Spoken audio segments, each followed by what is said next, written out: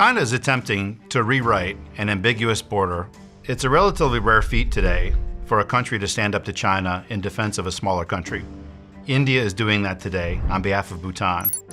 The Doklam Plateau sits at a strategic location really right at the corner of three different borders. China and Bhutan have a long history of trying to resolve a disputed border that dates back to an 1880 treaty that really had ambiguous terms in terms of where the border begins and ends between the two countries. After 24 rounds of talks, which were inconclusive, China and Bhutan were to have another round of talks in 2017.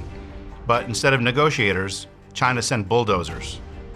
India chose at that moment to defend Bhutan's territory. They sent their own army across the border into Bhutanese territory to stop Chinese advances in building its infrastructure in the contested area that Bhutan had controlled.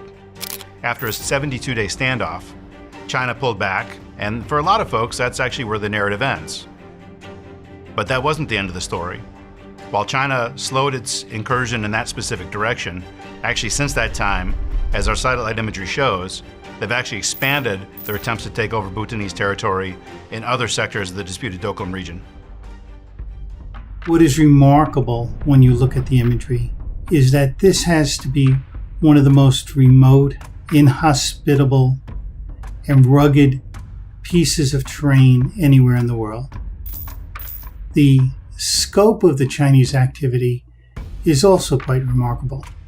You see switchbacks going back and forth on mountainsides, barring any unforeseen circumstances. For the near future, it appears that the Chinese are going to continue their construction activity, spreading it further east and maybe a little south, and that they're there for the long term. The strategic significance of the Doklam area, frankly, there is very little for Bhutan or for China necessarily, unless it comes to a hot war scenario. The area in normal peacetime, relatively uninhabited, no natural resources that we're speaking about, but during wartime could be very important for China's ability to cut off India's ability to connect to its northeast states. Now, the United States has really been reaching deep and trying to find new ways to cooperate and deepen our defense partnership with India. We don't have a treaty, and yet a lot of American strategic analysts that aren't so familiar with South Asia keep wondering why. What's the return on investment? But in reality, we are seeing that return on investment. It's just not in the areas that the United States considers really the front lines in the main struggles with China, with Russia, and other places. It's happening today.